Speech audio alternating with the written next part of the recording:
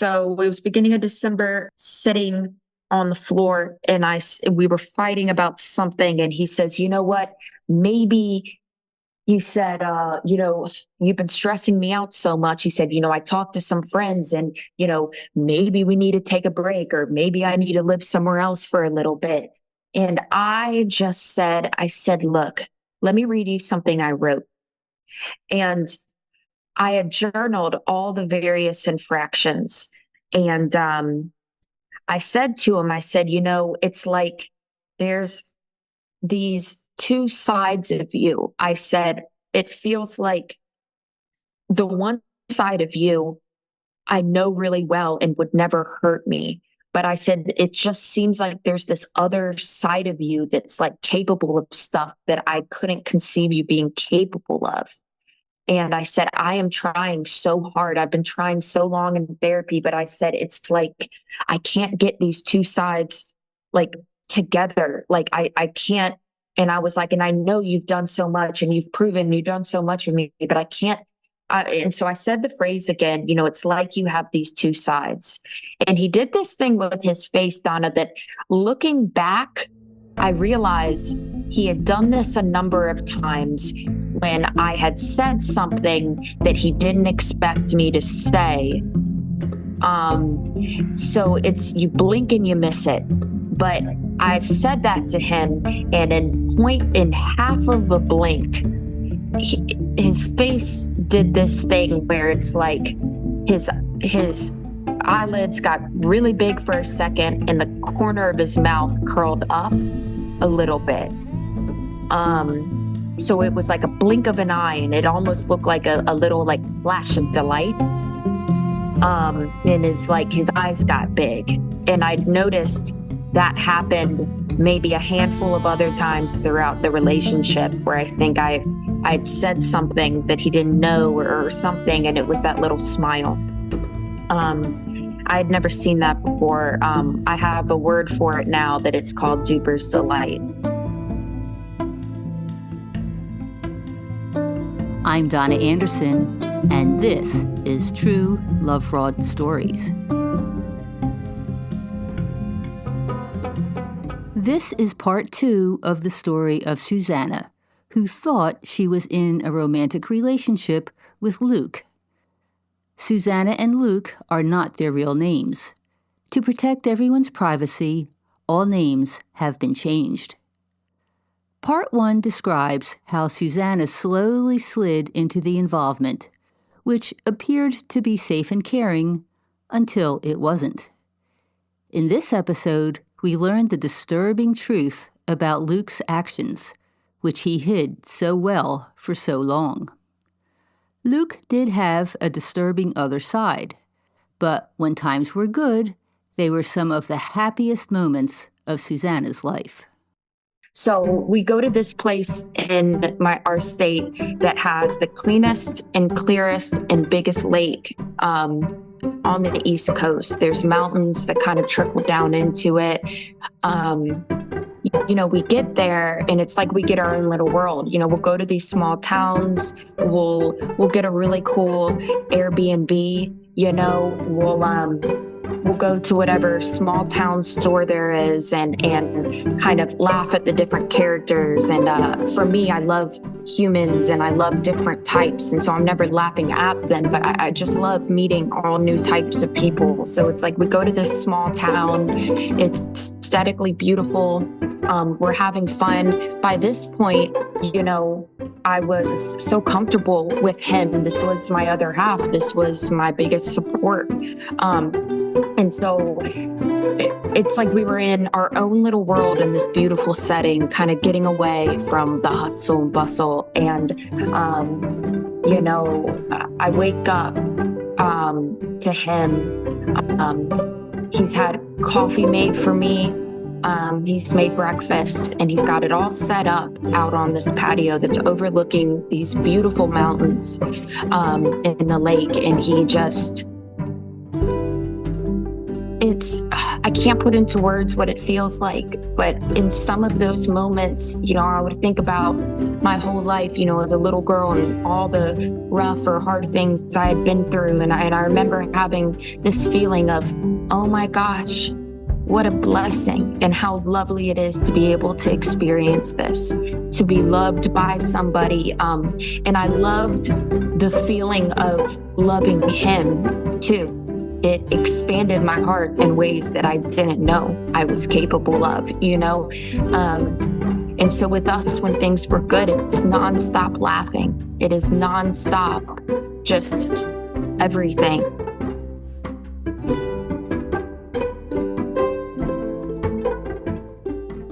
On many occasions, after returning from these wonderful, heart-lifting trips, Luke withdrew into cold silence. And it wasn't just like, oh, I'm ignoring you. It's that I don't exist. It was traumatizing. So I slowly got trained not to react at all to this.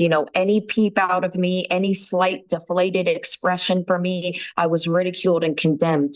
I either had to wait for it to pass, wait for him to just finally pull the plug on me, or see if I had any opening to pull him out of it. I remember on a few occasions, I would just be sitting there completely paralyzed. If my despair wasn't hidden enough on my face, it was the tone of my voice. It was my silence in the face of his silence. If I was too upbeat, it was crazy. So I just sat there completely still, like I was in a straitjacket. There would be this immense lump in my throat and this heavy sorrow in my stomach.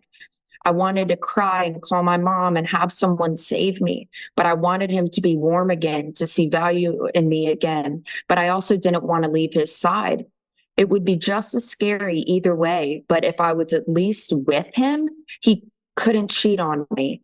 He couldn't spend time with that girl and contrast his time with her to this deflated, teary-eyed, nagging charity case of me that he got stuck with. I would think that if I rode out the darkness, I might have an opportunity to bring him back into liking me. Susanna developed an entire routine to prevent her face from giving away her emotions. She kept red-eye relief drops in her pocket. When she and Luke went out, she brought mini travel ice packs to place under her eyes to bring down the puffiness and hide that she'd been crying. We had plans to go do this with his friend and his wife. And the night before, I think I had brought up, we hadn't been intimate for a really long time. He had done a number of things that day that were super disrespectful. And I tried to speak to him and basically say, like, hey, am I doing something? And he just did this 180 and he just said, Susanna, why don't we just freaking call it quits? Okay. And I was stunned. Like he was just so ready to drop me. And he said, if we're not having sex, are we really just more than friends? And not long before that, he was talking with his mom about getting a wedding ring for me. I was devastated. I basically begged him to stay. I said, I will be better. I will be better.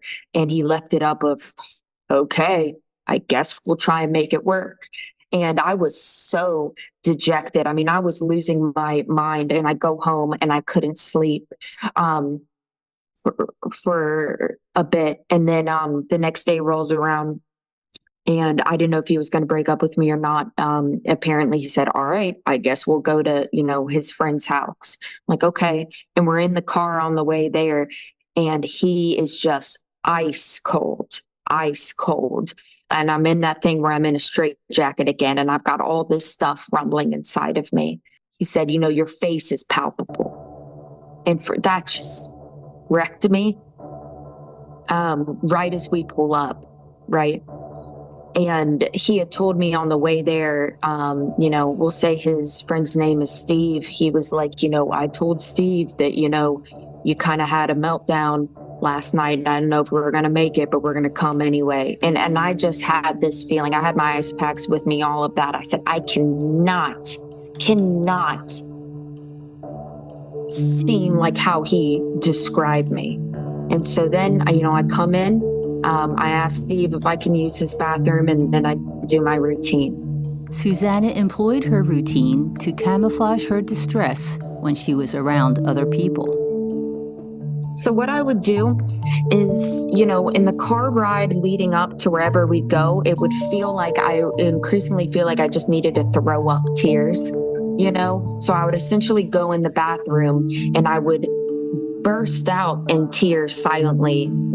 I think I would count. I wouldn't let myself do it for more than 30 seconds. Um, God, it's crazy saying this out loud. Um, so I would push it out, try and get as much as possible. I would do 3 counted breaths, in for 4, hold for 4, out for 4. I'd put the eye drops in, and then it was these little ice packs I would take out of my bag, and I would tilt my head back a little bit, and I would let them sit there. I would let the eye drops sink in, and I would pinch this part of my hand so that I didn't start crying again while the eye drops and the ice packs were taking care of my face. And I would come back out, and there'd be that night. I remember Luke almost looking at me with a glare as I'm making his friend and his friend's wife laugh, and we're being jovial. And looking back, I think Luke was looking at me with immense anger and confusion of how is she pulling this off.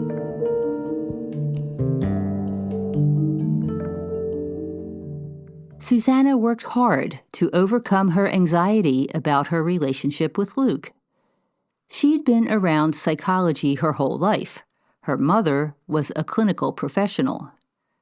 Susanna grew up believing that people acted for a reason and were capable of change.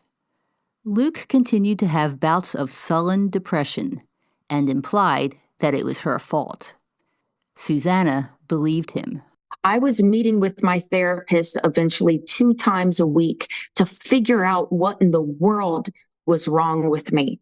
I mean, we did everything. We did EMDR back to like my infancy. We were trying to track and find something of why I couldn't trust him, something of why I kept reacting. I mean, this was 2 years. Twice a week. I am working tirelessly, and we cannot come to a conclusion. We couldn't, it's like, and my therapist, I had to work through resentments with this. The whole time, the phrase she would say is, well, this would only make sense if he were a sociopath, but we know that he's not, because he's not charming and he's not that bright. And I would agree with her. It was always said, it would be like, well, Susanna, maybe you are overreacting, because the only way this would make sense would be if he were a sociopath. These are people, my mom, my therapist. I mean, they have been doing clinical work for all these years. I'm surrounded by family friends that are psychologists. Nobody could figure it out. Nobody. All I knew was that I was a mess and I was swimming in it. In April 2022, after dating for about a year and a half, Luke's apartment lease was up, and he suggested that they move in together. Susanna had mixed feelings about it. On the one hand, if Luke wanted to live together, it must mean he was going to stick around. On the other hand, she didn't know if they were ready to take this step. One thing she did know: she could not tolerate him continuing to work every day with that other woman, Tori. Every single day he's in that studio with that girl, I'm terrified. And so I told him, I said, listen, Luke, if I'm going to sign on to this lease, I cannot put up with another year of you working with that girl. I said, I know you didn't do anything. I know you would never betray me. But for me, it's causing me. I said, I looked up, there's this thing, betrayal trauma. And even though you didn't betray me, it felt like you did. And I said, I'm worried for my health and I'm worried for us. I was like, I'm not going to be able to relax. So I finally put that boundary in place. And I remember him saying he was a little bit of, he was like, oh, okay. And so then, he was angry. He was upset about that. Then he goes to work. He calls me later and he says, okay, I made arrangements. He said, I'm not going to tell Tori, but me and some of the other guys are going to look into getting a studio just ourselves. And we're not going to tell her because she's probably going to come with. And I said, okay, I'm willing to do it. So they agreed to move in together. In June, they found a big 3-bedroom apartment in one of the coolest areas of town. In August, they could move in. Coincidentally, and thankfully, Tori was out of town all spring and summer. So she was gone this whole period, and everything was great. We got the place the night we got it. We drove by at night. We look at it, and I almost had tears in my eyes. We literally skipped through the streets. Like, I was so excited. The summer was great. Susanna and Luke went on another trip. Susanna's brother got married. At the wedding, Luke met many people who were important to Susanna. He was the consummate gentleman. August rolled around, and they moved into their new apartment. For the first month, at least, things were awesome. At this point, we celebrated our 2-year anniversary. We got to make dinner in our house ourselves. Sometimes it felt like every night was a party, you know? We used to say, no parents, sleepover, you know? Like, we were just like, I don't know, just having a lot of fun. He loved these pictures of me when I was little and put them around the house. And, you know, even one morning, I think this was the last really good morning. It was like, I woke up in our home. I had both of our cats there on the bed with us. He comes in with coffee and he just kisses me on the head. And he said, God, I love our life together. And I did too in that moment. Still, Susanna worried about what would happen when Tori returned. She kept scanning her social media. Then she saw what she was afraid of. Tori was back. I needed to know what was happening. So I saw she was back in town, and it was just like, I found that out. It was a Tuesday. By the end of Tuesday, I had 3 cyclical panic attacks. And it was out of my body. I'd never had a panic attack before. So I had to look it up. I had to call my therapist, my mom, my sponsor. I said, I don't know what's happening. I think I'm having a heart attack. I said, it's a panic attack. And just imagine for a second, truly believing that this is all your fault, all in your head, and you just can't get a grip on this reaction, and that things are going so great in this relationship and he's giving you every reason to trust him, but somehow you just keep screwing it up. And I couldn't control it. In October, Susanna's father, who was older and diabetic, suffered a heart attack. Susanna's mother texted Luke and asked him to gently break the news to Susanna that her dad had been admitted to the hospital. Luke comes in, is very gentle with me, tells me that. My mom creates a group chat with me, Luke, my brother, my brother's wife, and her, you know, so by this point, it was essentially like he was a part of the family. And this was a big, intimate thing. It was a scary time. As Susanna worried about her father, she also worried that his illness would derail her relationship with Luke. Eventually, it was looking pretty bad towards the end.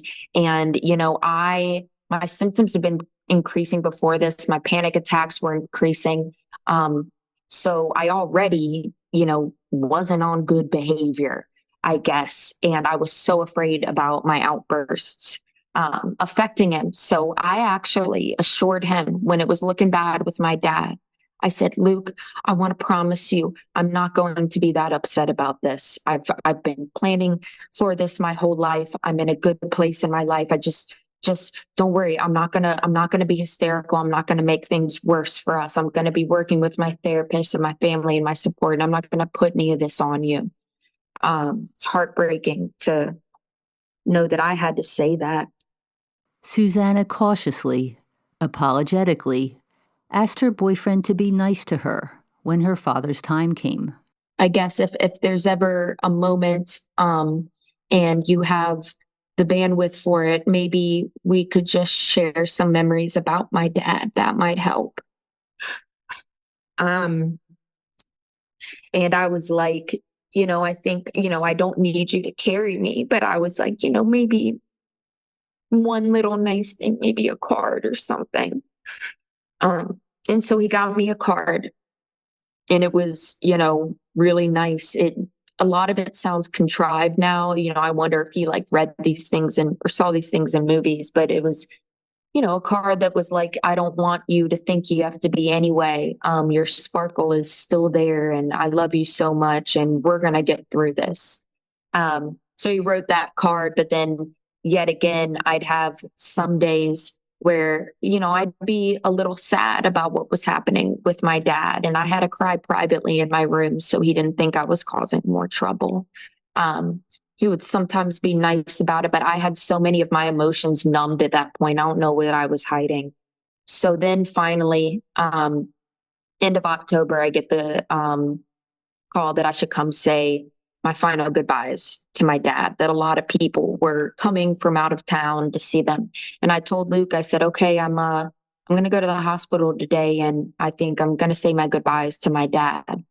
And I was like, it's just going to be me, my brother, and his wife, and my mom. And he goes, Susanna, please let me come with you.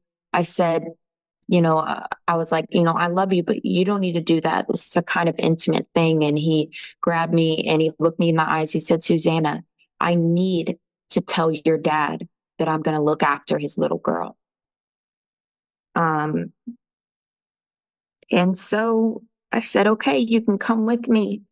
And so, there my dad is, barely alive. And, me and Luke walk in, and the last words I heard out of my dad's mouth were Luke's name. And, looking back, that was such an intimate moment. If I had known what I know now, I would have never consented to that. I never would have consented to any of this. That night, a big name band was playing in an outside concert venue. Susanna and her brother had purchased tickets for it months earlier. They decided to go and try to enjoy themselves. And I remember my brother and I talking, and we were like, we said our goodbyes to Dad. We're at peace with this. We'll go to the concert and we'll just try and enjoy ourselves. And that's exactly what we did. However, all of a sudden, we're going to the concert, and then there's Luke brooding again. He's unhappy. He's annoyed with having to be there. I just said my goodbyes to my dad, and I'm going to this concert to try and have some normalcy, and he is brooding. And I remember saying to him, you don't need to come. What are you doing? And it's like, no, he's just come. And so then the concert's starting. My brother and I are having this cathartic moment. We're singing and we're dancing, and we're just sort of releasing all this stuff. And there's Luke just brooding behind me the entire time. And normally I would have to tend to him and figure out what was going on. But that day I said, no, I'm going to enjoy myself. So then the next morning I wake up and I get the phone call from my mom that says, your dad has passed away. I said, okay. And, I was kind of at peace with it. It was a little shaken up. Luke had just woken up, and I walk over to the room, and, I just wanted a hug from him. I said, hey, Luke, looks like my dad finally passed away. And I just had a couple tears in my eyes. And he said, I was walking towards him for a hug. And he said, you swore you weren't going to freak out about this. And everything else is a blur. I don't know how else he got me riled up. But by the end, I was just screaming, I'm so sorry, I'm so sorry, I'm so sorry. Susanna just wanted some consolation. Luke could not be bothered. I was just losing my mind and freaking out at how much I was losing my mind. And I had no room and no permission to grieve my dad. I had none of that. And then, we go with my family afterwards, and he's in a bad mood. Friends and family, at least, were supportive.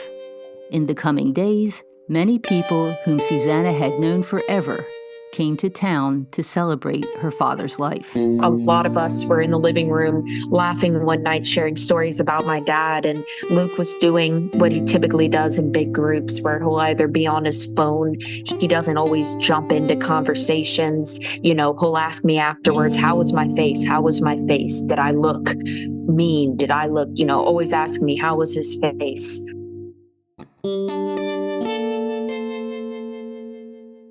A few weeks after her father's passing, it was Thanksgiving. Luke invited Susanna to spend it with his family. On that trip, I had, one of those memories I was talking about that was so great, where, he and I were in this cool store in this cool town, and he just comes up to me, puts his forehead onto me and says, Susanna, I love you so much on our little trips like this. I just love our life together. Susanna knew a little bit about Luke's biological father and his childhood. Luke's parents divorced when he was 8, and Luke said that his father was awful. But in a conversation over the holiday, she learned a lot more. Luke and his mom laughingly shared a story from when he was in the 5th grade. There's this little sour spray candy where it's like liquid sour candy and you spray it in your mouth. So apparently Luke had brought one of those to school, gone into the bathroom, emptied out the candy, and then he had urinated into that spray bottle and proceeded to go to every kid in the school and tell them to open their mouth, and he'd spray it in there. They were kind of laughing about it. Luke gets that last sentence out, and I just blurt out, I go, what? He was like, yeah. And I was like, why? And I almost had a smile on my face too, but I was like, why? Why did you do that? He shrugged his shoulders. I said, did you have like other little like guy friends that you were like doing some like 8-year-old like prank with? He said, no, it was just me. The other children in the school were shocked and upset by Luke's behavior. The principal demanded that Luke get help. That's when he started seeing a therapist and was prescribed Prozac. Susanna also learned that when Luke was young, he had a bedwetting problem. His parents excused it by saying he was trying to get attention. Later, she would understand the significance of what she learned about Luke's early life. In the meantime, when they returned from the trip, Susanna continued to feel like her mental health was deteriorating. I was having more panic attacks, losing a ton of weight, couldn't juggle anything. I was at a table with a customer one day, and I was trying to write out a phone number, and I forgot how to like draw the number 5. Like I couldn't do it, and it freaked me out. So I started looking up my symptoms online, and the only thing that was coming up was like early onset Alzheimer's. So I kind of got freaked out that I had that, and I would tell Luke about it. He would laugh about it, and be like, it's probably not that. It's just probably your awful ADHD. And I was like, yeah, my ADHD was manageable my whole life, but all of a sudden it's detrimental, so things were getting bad. Susanna still worried about what Luke was doing with his coworker, Tori. Even though he was due to move into a new studio at the end of the month, she hated every moment that he was working alongside her. One evening, sitting on the floor, she told him what she had written in her journal, that he seemed to have 2 distinct sides, one caring and the other capable of great cruelty. Luke was tired of hearing it. And he just goes, listen, he was like, we can never get over your insecurity with this girl because you keep bringing it up. He said, how about this, babe? How about I will literally buy us a shovel and we will write down all of your fears, all that you're worried about with me and with this. We'll dig a hole in the park and we'll bury it. And I said, yeah, I want to do that. But I said, it's like, no matter what I do, I can't get these 2 sides together. And I don't know what came over me. I don't know where the strength came from, but I got very serious. I scooted closer to him and I looked him dead in the eyes. And I don't remember exactly what I said. It felt like something was speaking through me. But essentially what I said was I got my breathing very deliberate. I looked at him and I said, "You tell me right now," I said, "I can't stop thinking about that car being missing." I said, "I think about it every day when I try and decide on trusting you."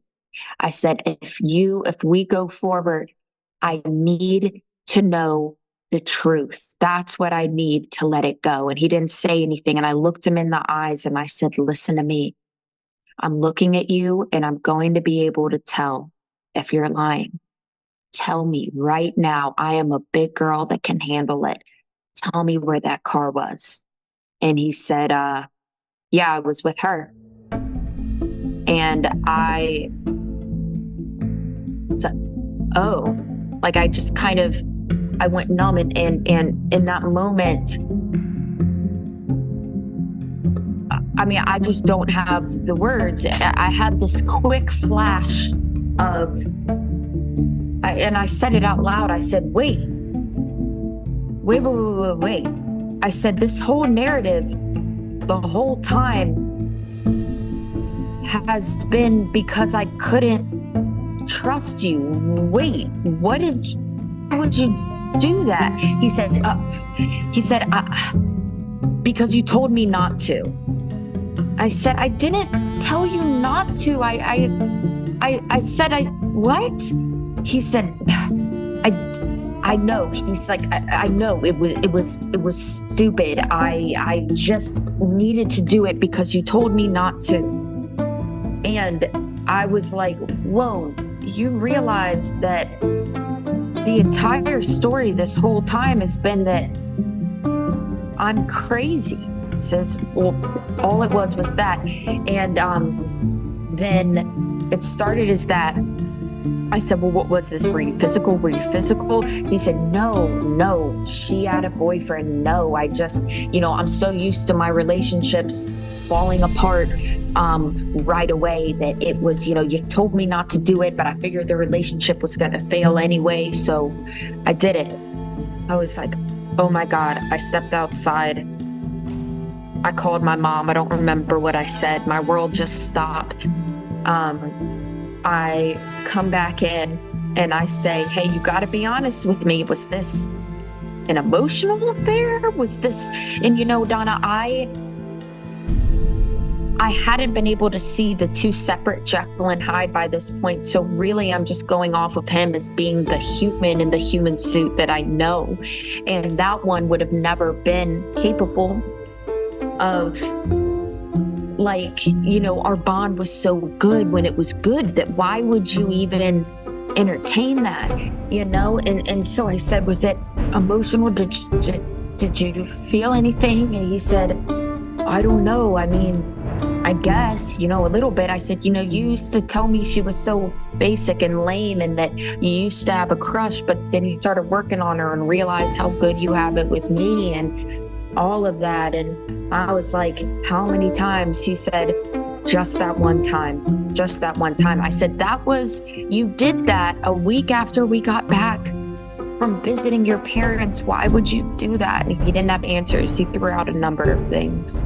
And I told him I was just frozen. Part of me died, and the biggest part of me knew, I can't be with him. Susanna wanted them to see a couples counselor. Within 48 hours, she had an appointment. So here he was, right as the therapist turns around, make sure that the therapist sees that, he reached over to hold my hand. We start talking in like a typical domestic violence situation, which the therapist did not clock. I immediately start crying, and there's Luke next to me, cool, calm, and collected. And I basically tell the therapist, this whole time I was working tirelessly in therapy. I thought I was crazy. And I I don't know what to do. He was lying, but it's just an emotional affair. And Luke said to the therapist, yeah, it was just an emotional affair. And, he was saying all these things he liked about me. And then at the end of the session, the therapist says, and Luke, he said, Luke, Susanna, I'd love to see you again. And Luke, if there's anything you're leaving out, you need to tell her. Hearing the therapist say that changed a lot for Susanna. She hadn't thought it was possible to expect the truth from Luke. After the session, they got some food at a mall. Then they went to a basketball game with Susanna's brother. On the way, she asked again. There was nothing physical between Luke and Tori, right? He said no. So we go to the basketball game with my brother. We have a good time. And then we're driving back. And I asked him again. I said, hey, I'm sorry. It's just that, there had been a kind of slow disclosure from you the other night where more was revealed. And I keep anticipating something else. You promise it wasn't physical, right? He said, no. And I would see slight fluctuations in his face. And I would just be like, why does your face look like that? Oh, are you lying? Are you lying? He'd say no. And so then we get back to the house. And sure enough, I press again, and then it's revealed that yes, it was physical. I ask him how many times. He shrugs his shoulders. He says, I have no idea. I was shaking involuntarily. I said, I pointed, after all of our trips, I do graphic design, so I would make us these collages or these fun Photoshops or little comics about our trips. And I would include inside jokes and, I would do sweet things like that all the time. And I pointed to our first year anniversary collage I made, and I said, you were doing it during this? And he was silent. And I said, and this was all a lie? And he did this thing when I was speaking before about that kind of like upturn of the lip and the widening of the eyes. He did it pretty dramatically this time when I said, this was all a lie. He did that quick thing with his face and he covered his mouth with his hands and like he was grabbing it. And he said, no, like almost as if he was trying to conceal a laugh. And my head just couldn't even compute that. And I was just dead. I think prior to this, I had, I think as like a society, we know cheating is bad. We see it in movies and we're like, what an asshole for the guy for doing that. That's so devastating. But it is nothing compared to it actually happening to you. I had no idea how incredibly multi-layered and anguishing it was. I loved this guy down to the little girl in me. He claimed to love me down to the little girl in me. And all of these aspects that I thought were so special that I was building with this person. I just don't have the words. This was someone that was kind of a part of my family.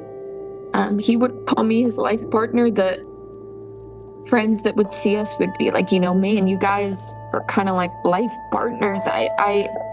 In those moments, memories were so special to me. And eventually in coming to terms with what he actually is, just that first layer of betrayal of the infidelity was very heartbreaking, but that was about to be just one of many incredibly deep violations and betrayals. I couldn't believe he was so capable of it. It was like the whole relationship flashed before my eyes, and I almost felt this thing in my body lessen of like I thought I was losing my mind, so I finally got an answer that I wasn't ready to fully integrate this belief yet, but I got the ember of a belief that I'm not crazy. I just got a slight smoldering ember that wait, maybe I don't have early onset Alzheimer's.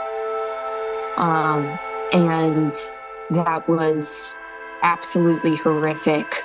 um, I went to bed that night, and that is anything that was sacred or holy or pure uh, about that bond was gone. I didn't want it to be my life. I didn't want to wake up. I was like, I don't want this reality, and it's forced upon me, and I don't want to do this. And I'll also interject to say that, when I'm crying telling this right now, I wasn't allowed to really cry about this at the time, that I see him as this sort of kind of subhuman sort of like entity thing that's different from me. So I'm not crying of like how dare you, or you hurt me. I'm crying for me. I'm crying for me. When I'm telling this, it breaks my heart because I'm feeling so sad for myself. Not sad like, oh, boo-hoo, but like a sad of like a talking to myself and saying like, oh, honey, I'm so sorry this happened to you. So that was the biggest, most insane rupture. I had this tie to him, this safety. He was the one that I sought out in times like this, and I couldn't go to the person in the most terrible moment of my life. So for 24 hours after that, he was incredibly kind. I immediately, the next morning, I wasn't due to start my period for another 2 weeks. I started it immediately. I was dry heaving. I couldn't keep anything down. I couldn't eat. I could barely walk.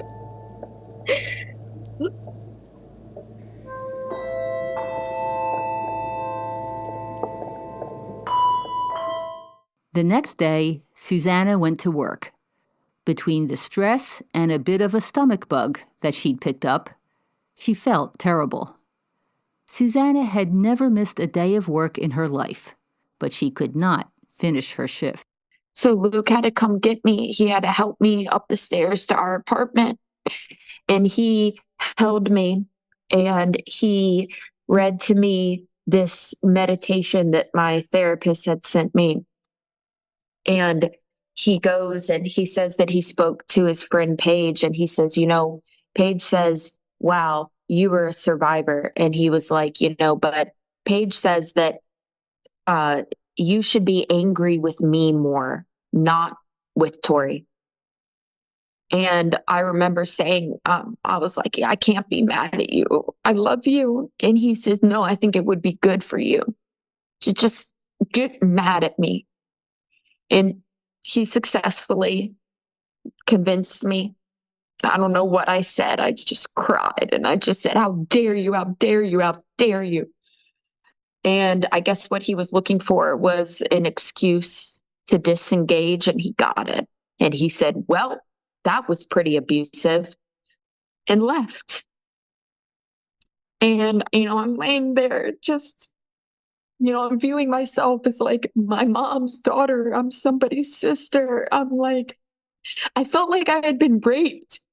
Like I did. I felt like I felt like my soul had been raped. I mean, I never felt anything like it.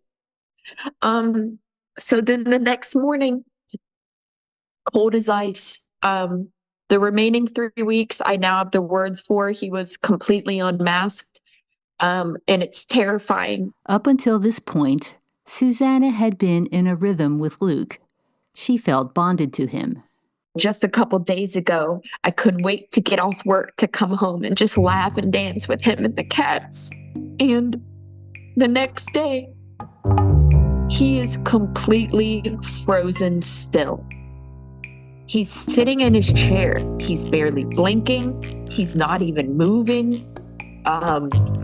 It didn't even seem like he was breathing. He was just sitting there. I said, hey, are you okay? Are you okay? And he just wouldn't even move.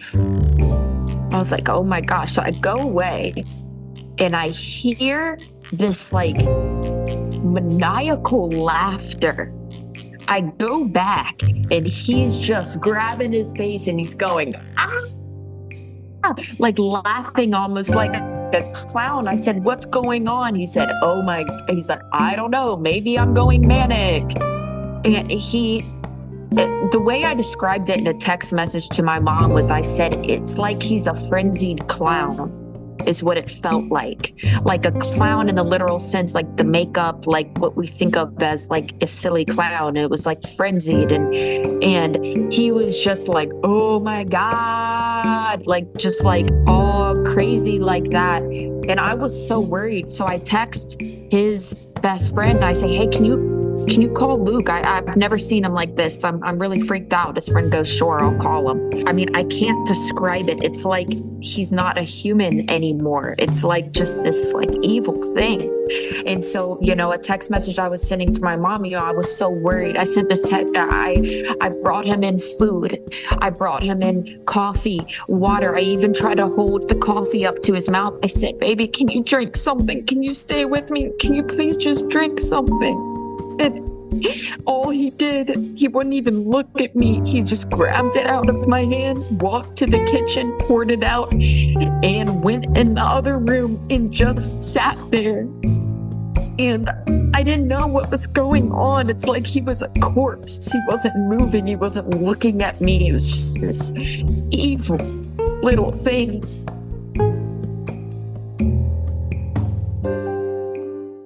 Luke and Susanna had one more couples counseling session the next day.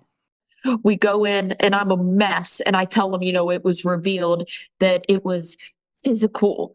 And I told the therapist, I said, I've told Luke he's only got 2 more weeks at the studio with this girl, but I would love it if he could just please, like, if anything, just for me, just to do the one thing for me. Can he just not go to the studio? I don't feel safe. And then Luke erupted in a way I have never seen, with biting vitriol. He screams at the therapist. He looks at me with insanity, and he looks at the therapist and he says, she should fucking break up with me. What is she doing? All she's doing is punishing me. She doesn't want me to make money. She just wants to punish me. I've got all these bills I need to pay, and I can't make the money if I don't go.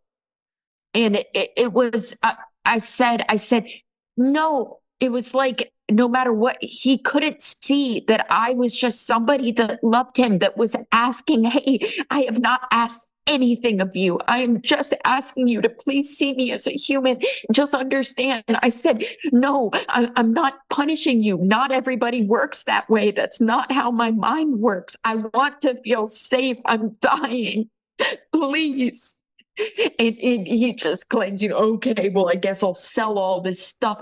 And I didn't have time to make sense of his words, because I couldn't even make sense of his reaction. And I just told him, I said, hey, I will pay you the money that you will miss to just please not go into the studio. I will pay you. I will pay you not to do it. He says, okay, so I'm going to have to work through. You just want me to sit at home and work through. I said, and that's how the conversation was. He got so mad and I couldn't make sense of it.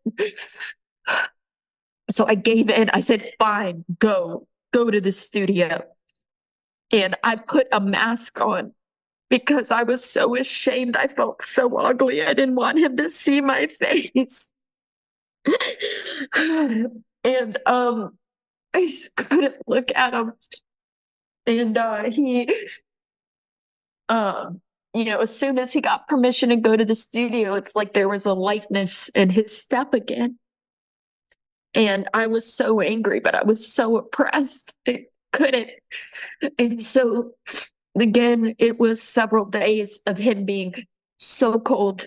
I mean, the worst it's ever been. The worst it's ever been. It's like his pupils were just permanently dark. It's like he wanted to kill me. And, I mentioned that, and he's talking, about how crazy I am and how I read too much into faces. In hindsight, Susanna realizes that with Luke, she needed 2 different relationship skill sets. The way she acted when he was good was very different from how she acted when he was cruel. He started the shutdown, and I immediately went into, okay, let's not cry anymore. Let's not cry anymore. I dug up the ice packs, and I made a promise. I said, I am going to be as upbeat as possible so he can remember how good it can be. And I will only cry when he's gone. So I'd wake up in the morning and I would go into that guest room and close the door, put a pillow over my face and just sob. And then I would make sure that when I went out, I didn't see it, that he couldn't see it, because he would tell me, he'd be like, we need to just call it quits. You can't handle this. You can't handle this. You'll never be able to trust me again. And, I still think he's a human at this point. So my only explanation for him acting this way is that he's, for some reason, has a lot of shame and guilt. So I was looking up, all these betrayal, infidelities group help things, and about like how to take care of the betrayer, and I was sending him articles about guilt and reminding him that it's okay. I trust him. I love him. And I said, let's get up and moving. You're sitting here ice cold. I said, let's go ride a bike. Let's do something. Let's take a break from this misery. Let's pretend like it didn't happen. Let's just do anything other than just sit here and give into it. Can we push forward? And he wouldn't do it. Finally, Susanna talked Luke into watching some funny TV shows. They laughed, but he still wouldn't touch her. Susanna also liked psychological thrillers.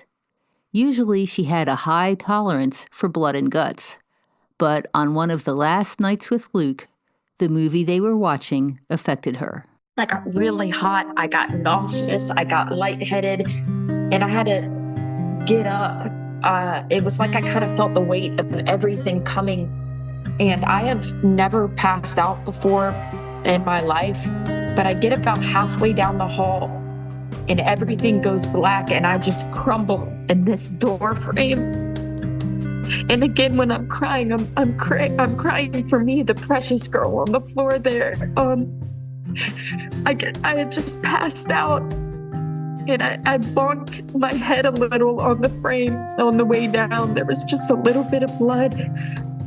And I wasn't out for that long. I fell and I'm crumpled on the ground. And I just hear this roar of laughter from the living room. He said, "You can't hack it." And I'm crumpled on the floor. And I started doing this thing. I was involuntarily shaking so hard that my teeth cut through my lips and blood was coming in my mouth. And I'm sitting here, imagine in this moment, for as horrific as it sounds, imagine also truly believing it's your fault, truly believing it's your fault, and I'm crumpled there and I can't keep it together. And he's laughing at me. And this was the guy that held my hand at my dad's funeral not that long ago. And I, in that moment, had never felt so alone in my life. And I just crumpled, and everything else is a blur. Susanna could no longer hide the shakes, and Luke was ice cold. So finally, he just comes in one night, he's in that solid freaking mood. And I just said to him, I said, "What is it?" He said, "Yeah, I'm done." I said, "Okay."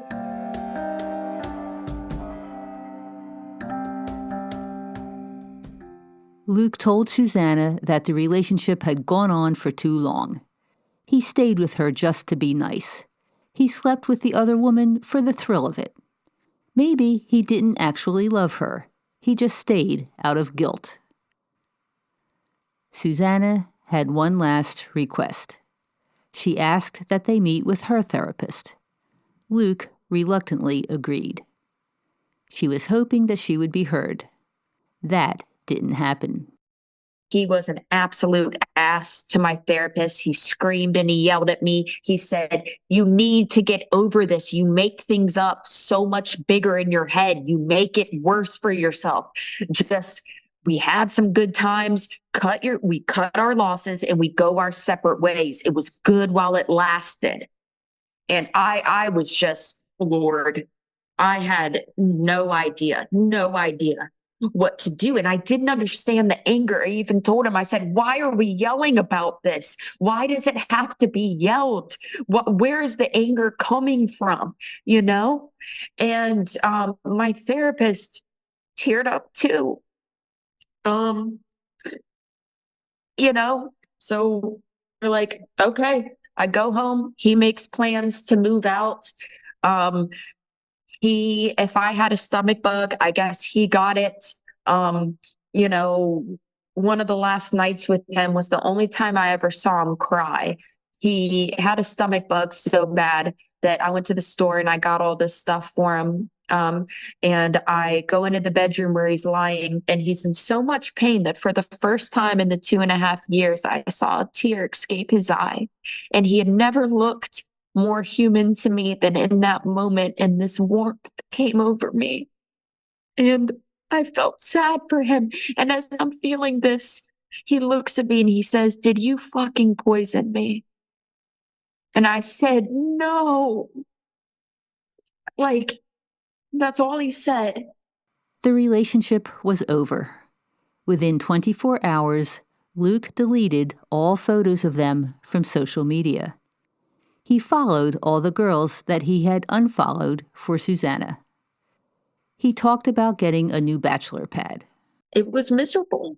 And it was horrific. And all my insecurity, I would even tell him, I said, "What, am I not pretty enough? Am I not pretty enough?" And he would shrug his shoulders. I said, "Are you not attracted to me?" He would shrug his shoulders. And I would say, "What is it? What is it that's so bad about me?" And one time he said this, he said, "You know what, Susanna, you're great." And he said with anger in his voice, this is so creepy looking back, he said, "You got literally the best side of me." He said, "I am just going to disappoint you. This is all I'm capable of." And then he said to me, he said, "You really got to learn about red flags." The next thing she knew, Luke was gone. It's about the beginning of January, and I'm standing in our empty apartment, wondering, I still felt, I could still hear the voices of him and our cats in the walls. And I just stood there. And even though it had been 3 weeks, it felt as quick as just me describing that to you on this podcast, that out of nowhere, in the blink of an eye, I'm just standing here and I have no idea what happened.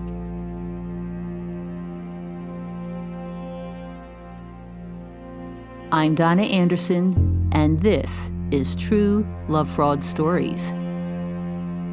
Be sure to listen to the rest of Susanna's story. In part 3, Susanna describes how she figured out the truth about her relationship and embarked on a journey of recovery. Then, listen to the story of another woman targeted by Luke and how he affected her. I also invite you to listen to expert commentary related to this story. I interviewed Dr. Leanne Leadham, a psychiatrist and expert on psychopathy. We talk about how abuse, trauma, and betrayal affect the brain. To listen to this show ad-free, please subscribe to True Love Fraud Stories. As a subscriber, you'll be invited to Love Fraud Live, my informal support group. I do a short presentation about sociopaths and narcissists, and then answer your questions.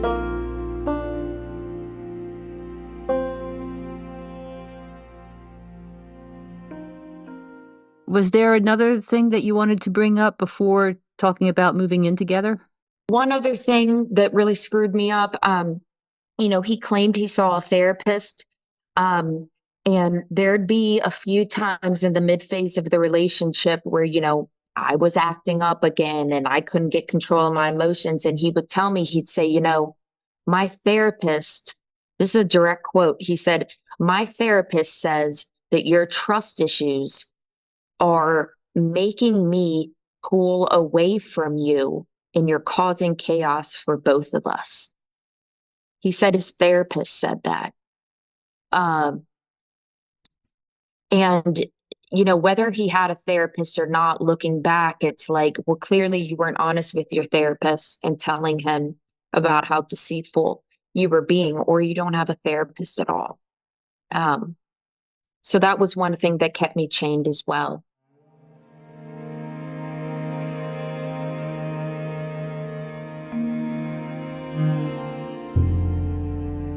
True Love Fraud Stories is produced by lovefraud.com. For more information about this story, other great stories, or if you'd like to share your story, visit podcasts.lovefraud.com. Engineering is by Terry Kelly. To learn how to recognize and recover from everyday sociopaths, visit lovefraud.com. You'll find articles, books, and webinars. You can also book an appointment with me, Donna Anderson, for a personal consultation.